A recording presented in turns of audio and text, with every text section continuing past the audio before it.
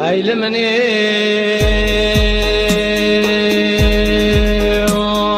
أخوي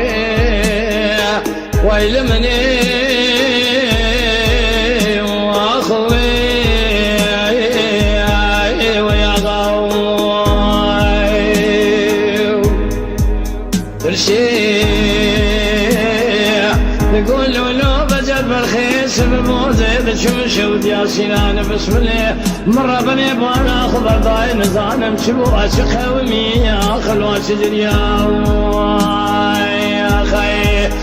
أقري كل بكر مالا جندر من سناني مفرزة بسم الله عشيرة بعدك أقري دخيا لدري ديوانا بابي بجد شيخي كبار شيورو بشيور أبوها وربنا مقلوا الهبجبيا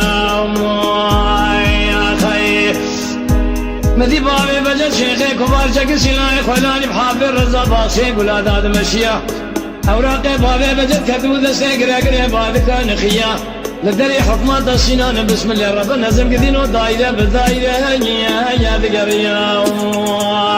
يا خي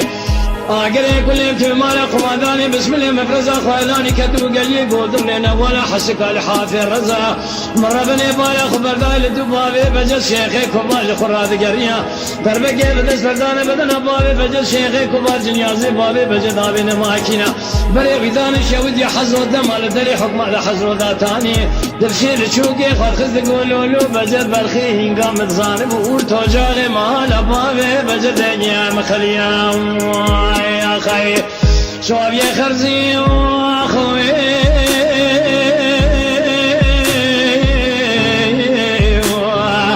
تقول مجيد زازب بكم يخلى معهن مر به ونرجعهم باز مثلا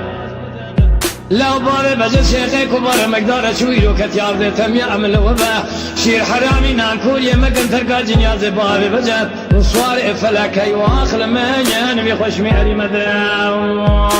يا خي واي هذا الشيء تقولوا له بجد بالخير سبب الرقم مدركت ياج قدرتي جمال أخذين الوجال يا خرزام يا خي تدين أخذين شوق شمال دابو بينا بابي بجد كوش كازر جل يا رب نزل نخرى لسين جرسا هلا بالا خذ قريدام يا بابي بجد شيخي كبار لقول لكم واخر لقول بنداب والجلبان خرزام يا خي وزيج خيرك وزيج خديرة خدا خير كي مسكين يجي خير بانيا قوتا فيها بابي بجج قابي حكومات دركتي مبشام شري غطيدا فناني جار القارشي خورت بندي الخرزا وقريب بدا بشر قايدي ويني يجي اوي ابدو ذا ترزا يا خي شوف يا خرزي واخوي